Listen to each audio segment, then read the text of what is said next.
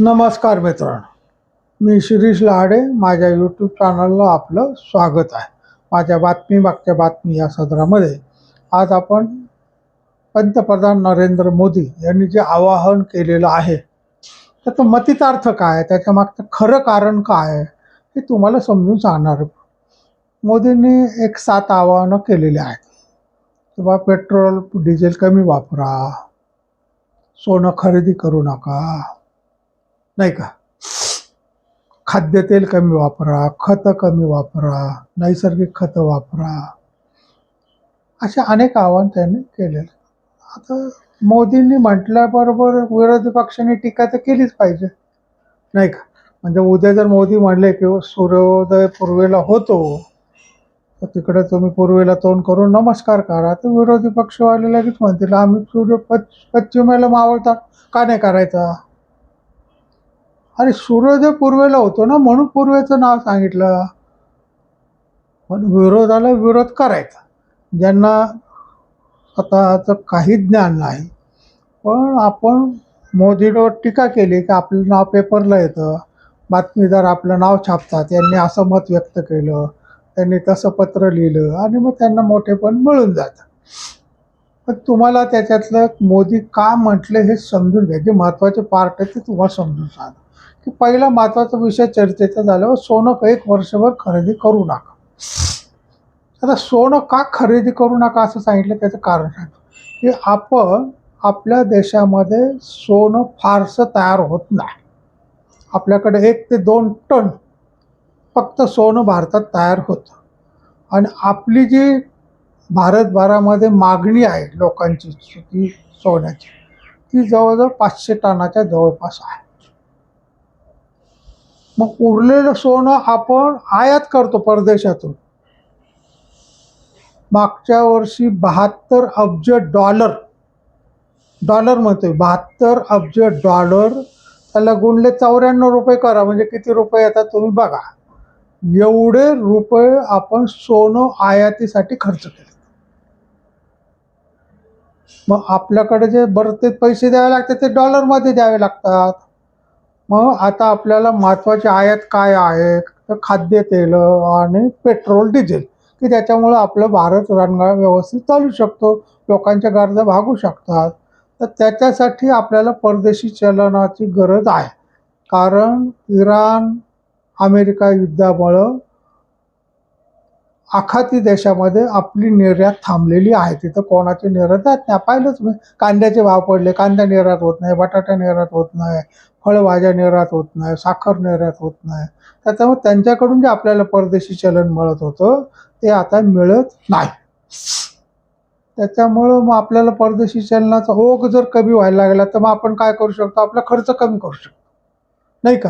मग सोनं ही अत्यावश्यक गरज आहे का, की सोनं नाही खरेदी केलं तर माणसाचा मृत्यू घडेल, काहीतरी वाईट घडेल, तर असं काही नाही.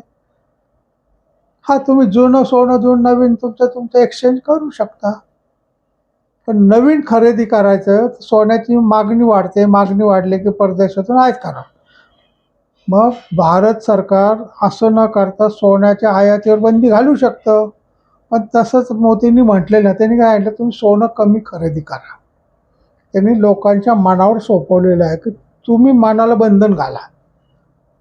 केंद्र सरकारकडे कायदा ते सांगू शकतात की सोन्याची आयात 0%, अजिबात सोनं भारतात आयात होणार नाही, 100% बचत होईल. पण तसं केलेलं नाही आहे. लक्षात घ्या, 72 अब्ज डॉलर आपले दरवर्षी जर वाचायला लागले, तर समजा थोडंसं सोनं आयात केलं नाही, 5-25 अब्ज डॉलर जरी वाचले तरी त्याचा मोठा फायदा देशाला होणार. म्हणजे देशाच्या चांगल्यासाठी सोनं खरेदी करू नका असं आहे. दुसरा जो महत्त्वाचा दोष काय सांगितला आहे की पेट्रोल डिझेल कमी वापरा. म्हणजे तुम्ही पाहिलं असेल की आता प्रत्येकजण गाडी घेऊन जातो बाहेर, रविवारी कार नसलं तरी गाडी घेऊन बाहेर एकटाच माणूस. आता कंपनीत लोक एकटे कारमध्ये जातात. आता एका माणसाचं जर 4 लिटर रोज लागत असेल किंवा 1 लिटर लोक लागत असेल, भारतातल्या किती गाड्या आहेत की तो माणूस एकटं कार घेऊन चालला. मग त्यांचं असं म्हणणं आहे की शक्यतो सार्वजनिक वाहनं वापरा, किंवा पूल, म्हणजे 14 मित्र आहे तर बाबा मी एक गाडी काढतो, तुम्ही माझ्या गाडीत या, 3 गाड्या रस्त्यावर येणं थांबेल तर ते पेट्रोल वाचेल. कारण पेट्रोलचे दर $60-65 होते, तेव्हापासून $104 आलेले आहेत. म्हणजे जवळजवळ दुप्पट दर होत आलेले आहेत. आपल्याला पेट्रोल डॉलरमध्ये ती खरेदी करावी लागते. इराण अमेरिका इराक युद्ध अमेरिका इराण युद्धामुळं आपल्याला Oman, Kuwait, Saudi Arabia, Iran यांच्याकडून येणारा पेट्रोल, डिझेल, क्रूड ऑइलचा पुरवठा बंद आहे. आपल्याला लांबून आणावं लागतं. व्हेनेझुएलामधून आणावं लागतं, रशियामधून आणावं लागतं, महाग पडतं. त्यात जास्त दर पण वाढलेले आहेत. मग आपण जर आपल्याला समजा महिन्याला 5 लिटर आपण पेट्रोलचा खर्च, डिझेलचा खर्च वाचवला, तर भारतातल्या करोडो लोकांमधून किती वाचणार आहे? ₹1 आपण गुढी दिले, ₹1 मी दान करतो. 140 कोटी लोक दान केले, किती झाले? 140 कोटी रुपये झाले. हे लक्षात घ्या की एका माणसाने महिन्याला 5 लिटर पेट्रोल वाचवलं तर भारतभराचा केवढा मोठा म्हणजे तेवढी आयात आपली कमी होईल, आपल्याला पैसे कमी लागतात. तिसरं महत्त्वाचं आव्हान त्यांनी केलं, खाद्यतेल कमी वापरा. भरपूर तुम्ही वापरू नका असं म्हटलेलंच नाही, कारण आपला स्वयंपाकच त्याच्यावर आहे, पण कमी वापरा. कारण काय होतं की खाद्यतेल सुद्धा भारतामध्ये पुरेसं तयार होत नाही, आपल्याला परदेशातून आयात करावं लागतं. आता त्याचे दर सुद्धा वाढलेले आहेत, त्यांना डॉलरमध्ये पैसे द्यावे लागतात. मग जर एका गृहिणीने ठरवलं की मला महिन्याला 5 लिटर लागतं तेल, त्याच्याऐवजी मी 4 लिटरमध्येच भागवणार.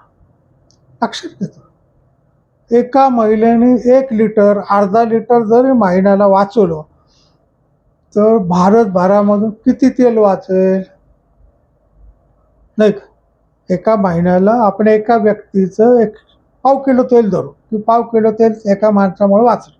140 कोटी जनतेचं किती वाचेल? नाही का? 35 कोटी लिटर एवढं तेल आयात आपली कमी होईल. म्हणजे अब्जावधी रुपये आपले वाचतात.